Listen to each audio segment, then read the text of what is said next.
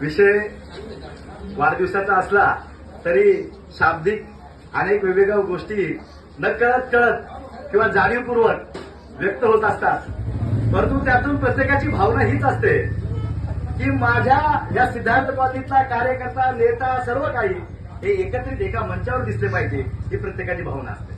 परंतु त्यातून काही कार्यकर्ते ऐकणारे, आजूबाजूने बघणारे लोक त्याचा वेगळा अर्थ घेतात. ही सिद्धार्थ कॉलनीची प्रथा बंद झाली पाहिजे. आज मैताला आम्ही जातो, मगाशी आमचे साहेब म्हणाले, मैताला जाताना 4-4 ग्रुप आपल्याला सिद्धार्थ कॉलनीचे दिसतात.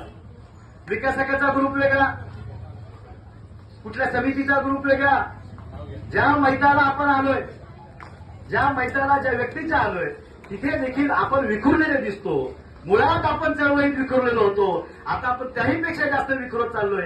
ही सर्वात मोठी शोकांतिका सिद्धार्थ कॉलनीसाठी निर्माण झालेली. आज भाऊंच्या वाढदिवसानिमित्त अनेक मान्यवर म्हणाले की सगळे एका मंचावर आले पाहिजे, सर्वांची इच्छा आहे.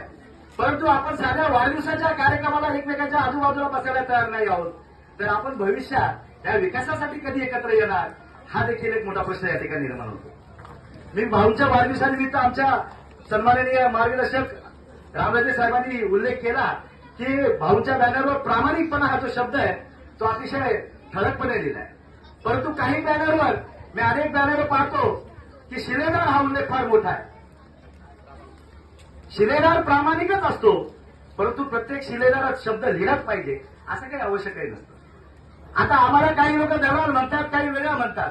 मग आमचा शिलेदारपणा गेला का? आम्ही महाराजांचे घर किल्ले सोडून दिले काय? अहो, शिलेदार आम्ही पण आहोत, परंतु शिलेदार शब्द काढला म्हणून कुणाची कर्तव्य कमी होत नसतात.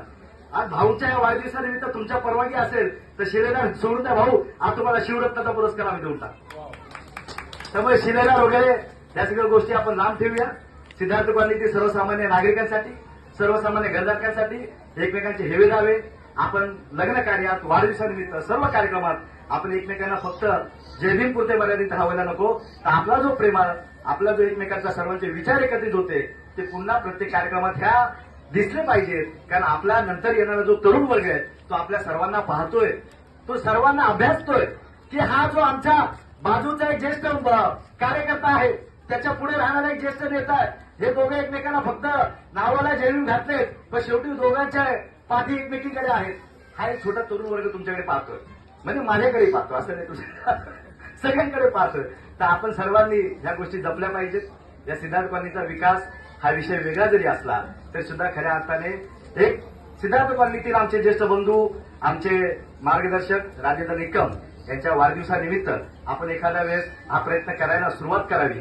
कुणाच्या 10व्याला गेल्यानंतर अनेक लोक एखाद्या माणसाच्या 10व्याला गेलं की त्याच्या अनेक गोष्टींची वाहवा सांगतात, परंतु त्यांनी ज्यावेळेस काही गोष्टींची चांगल्या गोष्टी केल्या त्यावेळेस त्याच्यानंतर त्या माणसाने कुणाला काय वाईट बोललं हे कधी कोण कुणाच्या 10व्यात व्यक्त होत नाही.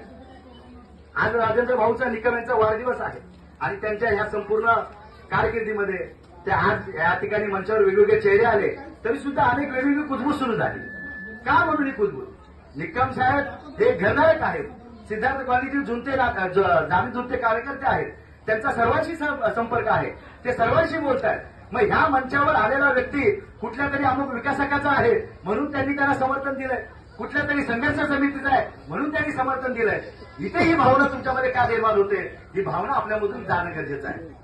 राजेंद्र भाऊ निकम, तुम्ही आदर्श आम्हाला जो दिला, जी शिकवण दिली, जिथे कुठलीही भावना या आलेल्या वीरपालन विकासकाचा व्यक्ती म्हणून जरी असलो किंवा इतर लोक जरी आले असले तरी सुद्धा जिथे कुठेही तुमचं समर्थन मिळावं किंवा तुम्ही कुठेतरी चांगला विचार करावा किंवा कुठेतरी तुम्ही आम्हाला समर्थन द्यावं, ही भावना मुळीच नाही याची आपण सर्वांनी नोंद घ्यावी. या ठिकाणी सांगतो तुम्हाला शुभेच्छा देतो. जय भीम, जय बुद्ध, जय भारत.